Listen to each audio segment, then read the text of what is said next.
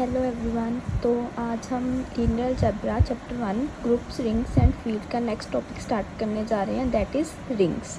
तो रिंग क्या होती है? कोई भी सेट, उसको हम रिंग कब बोलेंगे? जब वो कुछ हमारे पास एक्सियम्स होते हैं, कुछ प्रॉपर्टीज़ होंगी, उसको सेटिस्फाई करेगा। तो वो प्रॉपर्टीज़ कौन कौन सी हैं? फर्स्ट है प्रॉपर्टीज़ ऑफ एडिशन। तो प्रॉपर्टीज़ ऑफ एडिशन में फर्स्ट हमारे पास आती है क्लोजर। क्लोजर में क्या है कि for all A b belongs to R it implies a plus b belongs to R. इसका क्या मतलब है? अगर कोई भी दो हम एलिमेंट लेंगे उस किसी भी सेट के, तो उन दोनों का जो एडिशन है वो भी आर को बिलोंग करना चाहिए। Second is associative. इसमें हम तीन एलिमेंट्स लेंगे। For all A B C belongs to R it implies, हमें प्रूफ क्या करना होता है? A plus b plus C equals to a plus b plus c. Third one is existence of identity. इसमें क्या है? For all a belongs to R there exist e belongs to R such that, जो हमारे पास a plus e equals to a equals to e plus a के equal होगा। इसमें generally क्या होता है, जो हमारे पास आइडेंटिटी की वैल्यू क्या होती है? E equals to zero. Next fourth is existence of inverse. तो इन्वर्स में क्या होता है? For all a belongs to R there exist b belongs to R such that, जो हमारे पास a plus b equals to e equals to b plus a के equal होगा। तो इन जनरल हमारे पास क्या होता है? एडिशन वाले केस में जो हमारे पास इन्वर्स क्या होता है? Minus a. Next fifth property is commutative. Commutative property में क्या है? For all A b belongs to R it implies a plus b equals to b plus a. तो पांच प्रॉपर्टीज़ कौन कौन सी है? एबिलियन ग्रुप वाली होती हैं प्रॉपर्टीज़ ये पांच, इसलिए जो हमारे पास रिंग है एक एबिलियन ग्रुप ही होता है। तो नेक्स्ट हमारे पास है properties of multiplication. Properties of multiplication में फर्स्ट प्रॉपर्टी है हमारे पास क्लोजर। इसमें क्या है? For all A b belongs to R, जो हमारे पास ए इंटू बी भी वो भी आर को बिलोंग करेगा। एंड नेक्स्ट हमारे पास है associative. For all A B C belongs to R it implies a into B into c equals to a into B into c. Next हमारे पास एट्थ प्रॉपर्टी है डिस्ट्रीब्यूटिव प्रॉपर्टी। डिस्ट्रीब्यूटिव प्रॉपर्टी के according क्या है? For all A B C belongs to R, इसमें भी हम तीन एलिमेंट लेंगे किसी भी सेट के। हमें प्रूफ क्या करना होता है? A dot B plus C equals to A dot B plus A dot c. इसको हम बोलते हैं लेफ्ट डिस्ट्रीब्यूटिव लॉ। एंड हमारे पास सेकंड क्या होता है? B plus c dot a equals to b into a plus c into a. तो इसको हम बोलते हैं राइट डिस्ट्रीब्यूटिव लॉ। तो इसके बाद है हमारे पास ऑर्डर ऑफ रिंग। क्या होता है? जितने भी किसी भी रिंग में जितने भी हमारे पास नंबर ऑफ एलिमेंट्स होते हैं उसको हम बोलते हैं ऑर्डर ऑफ रिंग। तो हम एक क्वेश्चन करते हैं रिंग का। हमारे पास क्वेश्चन है proof that the set I of all integers is a ring with respect to usual addition and multiplication of integers. तो हमें प्रूफ करना है, हमारे पास आई कोई भी सेट है इंटीजर्स का, हमें प्रूफ करना है कि वो हमारे पास क्या है? रिंग। तो स्टार्ट करते हैं। पहले हम गिवन है, गिवन क्या है हमारे पास? Given I is a set of all integers. तो हम रिंग प्रूफ करने के लिए हमारे पास फर्स्ट हम प्रूफ करते हैं properties of addition. Properties of addition में फर्स्ट प्रॉपर्टी हमारे पास होती है फर्स्ट इज़ क्लोजर। तो क्लोजर में क्या होता है? For all A b belongs to I it implies a plus b also belongs to I. क्यों? क्योंकि फॉर एग्जांपल हम लेते हैं, हमारे पास कोई भी दो इंटीजर्स है, फॉर एग्जांपल 1 एंड 2। जो 1 एंड 2 है वो बिलोंग कर रहा है आई को।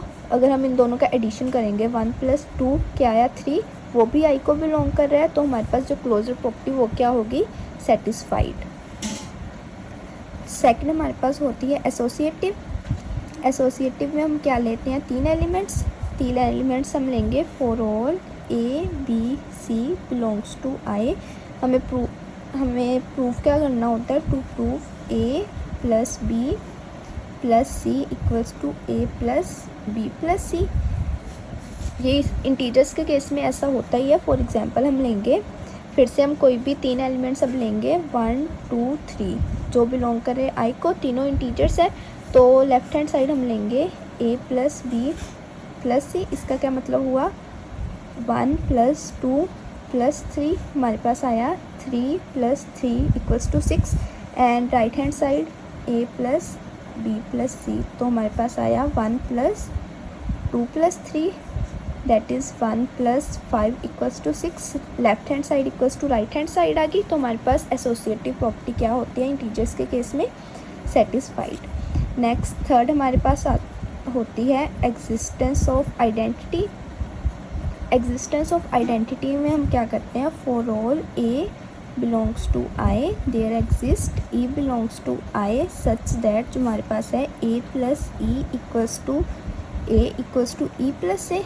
इस साइड को कंसीडर करेंगे हम a plus e equals to a, तो हमारे पास e क्या आया a minus a that is 0, तो हमारे पास आइडेंटिटी भी क्या कर रही है, एग्जिस्ट। तो फोर्थ प्रॉपर्टी हमारे पास होती है existence of inverse. Existence of inverse में क्या है, for all a belongs to i there exist b belongs to i such that, जो हमारे पास है a plus b equals to e equals to b plus a. इस side को consider करेंगे a plus b equals to e, e की value हमने ऊपर निकाली हुई है, तो हमारे पास आया a plus b equals to 0, तो हमारे पास b की वैल्यू क्या आ गई, माइनस ए, तो हमारे पास इन्वर्स भी क्या कर रहा है, एग्जिस्ट। फिफ्थ प्रॉपर्टी हम रिंग्स के केस में करते हैं, दैट इज़ कम्यूटेटिव। अब इंटीजर्स के केस इसमें क्या होता है, for all A b belongs to I, हमारे पास क्या होता है a plus b equals to b plus a. Integers के केस में ऐसा तो होता ही है। फॉर एग्जांपल हम लेंगे फिर से वही कोई भी दो इंटीजर्स ले लेंगे, लेट 3 4 बिलोंग्स टू आई, अगर हम a प्लस बी करेंगे दैट इज़ 3 प्लस 4 क्या आया हमारे पास 7, अगर हम b प्लस ए करेंगे तो भी हमारे पास क्या आएगा 4 plus 3 equals to 7, left hand side equals to right hand side आ गया, तो हमारे पास कम्यूटेटिव प्रॉपर्टी भी क्या होगी, सेटिस्फाइड। नेक्स्ट इसके बाद हमारे पास होती हैं प्रॉपर्टीज़ ऑफ मल्टीप्लिकेशन। तो मल्टीप्लिकेशन में भी हम फर्स्ट प्रॉपर्टी हमारे पास होती है, फर्स्ट इज़ क्लोज़र। तो क्लोज़र में हम क्या करते हैं, for all A b belongs to I it implies a into b also belongs to I. For example फिर से कोई भी दो इंटीजर्स लेंगे हम, let it be 5 and 6 belong कर रहे हैं आई को, एंड 5 इंटू 6 करेंगे तो हमारे पास क्या आएगा 30, ये भी आई को बिलोंग कर रहा है, तो हमारे पास closure property in case of multiplication भी क्या होगी, सेटिस्फाइड। नेक्स्ट सेवन्थ प्रॉपर्टी है हमारे पास एसोसिएटिव। एसोसिएटिव प्रॉपर्टी इसमें क्या होता है, for all A B C belongs to I it implies a into B into c equals to a into B into c. Integers के केस में multiplication में भी एसोसिएटिव प्रॉपर्टी सेटिस्फाई होती ही है। फॉर एग्जांपल फिर से हम लेके चल रहे हैं कोई भी तीन integers may be 1 2 3 belongs to I, left hand side अगर हम सॉल्व करेंगे a into B into C that is 1 into 2 into 3 that is 2 into 3 that is 6, and right hand side को सॉल्व करेंगे, राइट हैंड साइड क्या है हमारे पास a into B into C, तो हमारे पास आया 1 into 2 into 3 that is 1 into 6 equals to 6। फिर से left hand side equals to right hand side आ गई, तो हमारे पास एसोसिएटिव प्रॉपर्टी भी इंटीजर्स के केस में क्या होती है, सेटिस्फाइड। तो एट्थ प्रॉपर्टी हम क्या करते हैं रिंग्स के केस में, दैट इज़ डिस्ट्रीब्यूटिव प्रॉपर्टी। तो डिस्ट्रीब्यूटिव प्रॉपर्टी भी क्या होती है, for all A B C belongs to I, हमें प्रूफ क्या करना होता है, A into B plus C equals to A dot B plus A dot C.